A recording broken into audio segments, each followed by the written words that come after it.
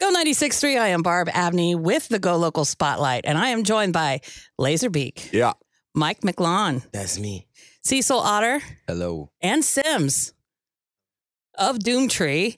Hi, guys. How's it going? Thanks for stopping by. So, you guys, I was feeling like something was missing in my life. You know, there was no blowout this year. So something just wasn't right. And then you went and made plans for me for New Year's Eve. Bam. Tell me about it. We are doing, is it our first New Year's Eve show in the city? For a very long time. Yes.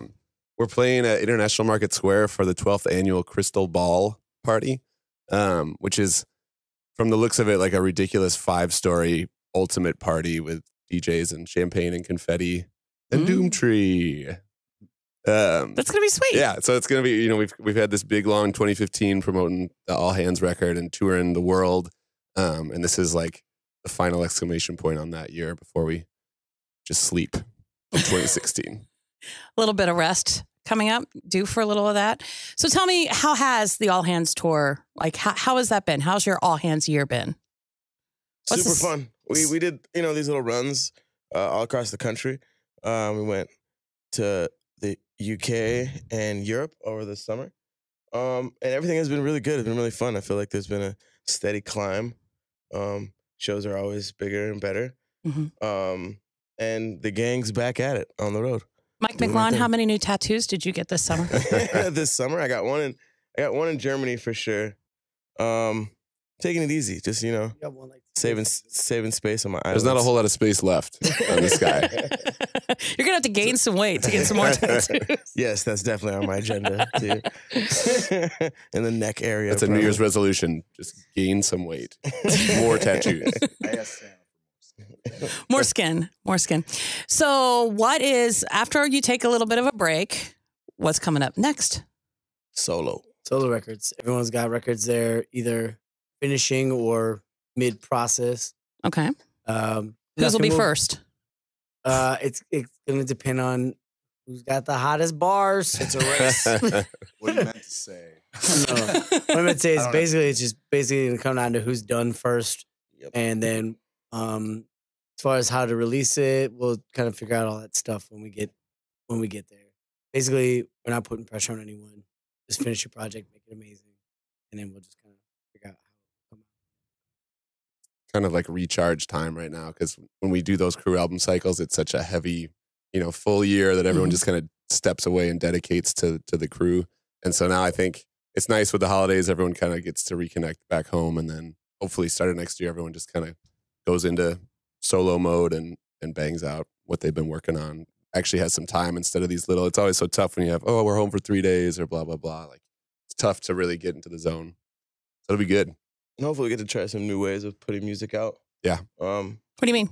Instead of, like you said, you know, we get these record cycles going on, and once we you know, buckle down and do a Doomtree record, it's a big ordeal, and we put it all in one big rush. And I feel like we have some opportunities to try something else, like put a single out or put just a video out or put an EP out and really make songs without the intent of them going somewhere, kind of just putting them up on a drawing board and seeing what sticks. And, you know, could be on my record, could be on Sims' record, could be on the Doomtree record, just like playing around with putting out music. That's what I'm excited for. I've seen a new trend over the past year of lyric videos, like just something basic, a lyric video coming out, and then the actual video. Right. There's like 2 different releases for the same video. And then if you're lucky, you get the behind the scenes video of the video before that comes out. There is exactly. The content is getting kind of out of control because it's like everyone's trying to maximize this one thing, and they're like, yeah. I like that. I think there's a fine line between overboard and the right amount. But yeah, it is. It's interesting to see how people can kind of get legs out of a song these days. Well, and I think that with a band your size and with so much dedication to this band, you know, your fans are hardcore. I don't think that they could tire of a little extra content if you threw that out, you know, like. That's pretty much what we figured too. I mean, you know, hopefully they don't get bored with it.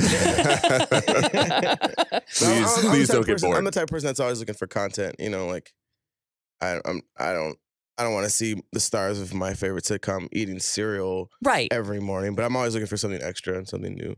I'll watch Ryan Gosling do it once. Just one time, just to know what that looks like. Per morning, anything. Per morning, and once at lunch, and then definitely once. What's he snacking on? What's he snacking on later? What's fourth meal? And our attention span is just, I mean, it's so dismal anymore that you virtually have to keep coming at people. Well, it's tough because I think we've always been so focused on the album and like that idea that you put 2 years into these 12 songs and then that's this big statement almost. And on the way that things are going now, it's like, people don't necessarily have time for that hour to give a project, and you might only listen to the first 4 songs. So it's like, how do we maximize listening and people actually absorbing this stuff without just dumping it all out at once? I think there is something to be said about smaller EPs or singles now for each song to get its proper due. So I don't know. We're learning. I'm still so stuck in that like classic albums. Like I want to hear something front to back, but it's transition time for sure. So what are you guys listening to outside of any projects you're involved with? What's your jam right now? For me, it's Justin Bieber. It's the new Justin Bieber album for me. It can only get better for the rest of you guys. I can hear your eyes rolling, literally. He's not lying though. I really like it. It's really Is it the one that has a question? It's what got am I doing? Or Sorry on it. Just came out. It kind of sounds like a Drake album if you didn't rap. And I love Drake, so I just love like soft Canadian guys.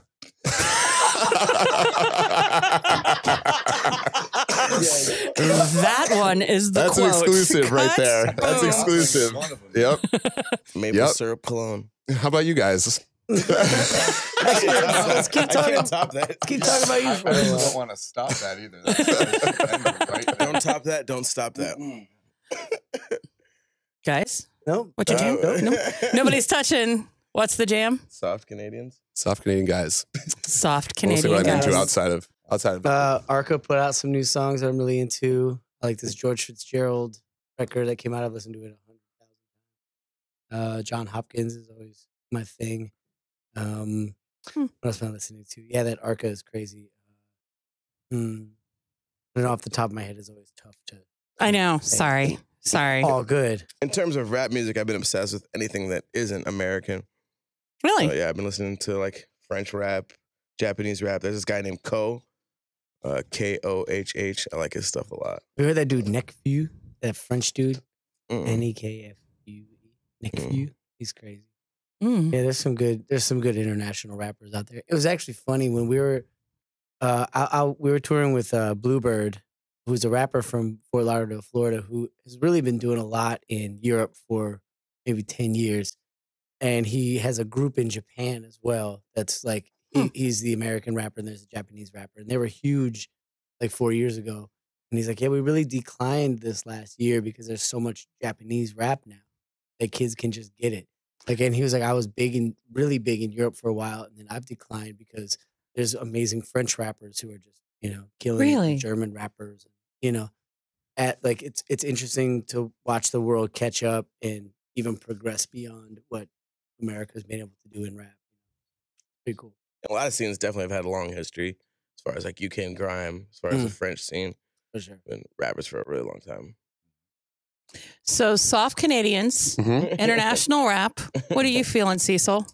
Well, since I just dig for records every day and make beats every day, so everything I'm listening to tends to be from like 1968 Yeah, you to need like to get on that. 1978. So right now I'm digging into Greek psych music, Dutch prog music, Japanese classic rock, and then a bunch of library records. Oh, fun. And having fun. And then I just listen to whatever project I'm working on. Have you heard the 1975?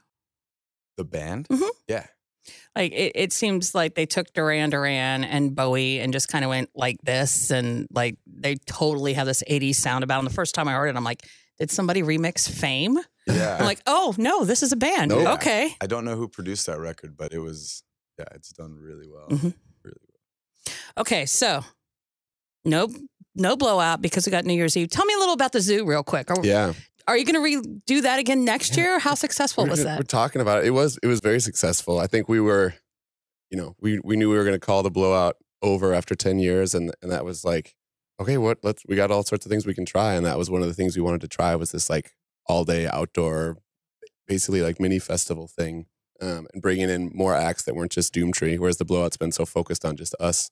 So I think it was a huge learning experience, and what, you know, we learned how to be promoters and booking agents and all that stuff, aside from just going into a club and playing a show. There's a lot of work though. Yeah. So I think we're just kind of like, we got a little time, but we got to kind of make some decisions on whether that amount of energy and focus should go into something like that again, or if we try something new or whatever. So I think we're feeling it out, but it was awesome to see it all come together. It was a really beautiful kind of culmination of a lot of different people and a lot of hard work coming together. It was a great family event. Like there was something for everybody. Yeah, totally. Kids had fun. That's for sure. I remember I usually have the TV going just kind of as a distraction, like the Today Show or something will be on. And then I'm just sitting here and I look up and there's Dessa and Sims on, was it Care 11 maybe or something? I'm like, oh, my friends are on TV. Click. Hit like 3 of them. Oh, you had to do the entire local TV tour? To do the whole circuit. We pulled out all the stops. What we could do. You know, like that was amazing about the zoo is that there was so many people that didn't owe us favors that did us favors anyway. Oh, that's awesome. We don't have much, but we have some social capital. We were able to cash some of that in. You know, and it was like the efforts of so many different people, just as far as like even putting the stage up to tearing the stage down, right. You know, and putting up all the little things around and handing out flyers and doing the local TVs and radios and all that stuff. So it was huge to have all these people come together, you know, coalesce. Ooh, so, yeah. Coalescing. Mm-hmm. Even more work, though, than the blowout last year. Much more so. No, there's not even a question. It's like, add a couple of zeros to the number of amount of hours or whatever. But wow. Yeah, it was very eye-opening for sure. Felt like a 4-year college crash course in throwing a festival or something like that. But now you know the things. Yeah, in theory, learned a lot. Theoretically, you know what not to do. Absolutely. Which to do that again. Turn that on its ear, start it again, and do it all over again. All right, guys. We will see you at the New Year's Eve show. International Market Square on New Year's Eve. Yep. At a certain time. You can check the websites. Internets know everything. Yeah, absolutely. The Doomtree net has everything that you'll ever need. It's on the deep web. It's doomtree.net. It's also on the not deep web. Come check us out. New Year's Eve, Crystal Ballroom, International Market Square. Yeah, this is like the last cruise show on the books for a good while here. I don't see anything else right now. So it's kind of like the last chance to come whoop it up with the crew. Last chance winter dance. Pop bottles. Last time to wear those sequence jeans. That's right. Wanting to break out of that. That's right. Yeah, dress up is encouraged. Those so we'll see. Sequence V-neck jeans you've been wearing. We'll see if Mike takes out his fancy jean jacket. He's got a denim grill, doesn't he? Yeah, exactly. Denim grill. Yeah. Exactly. I might have some exclusive.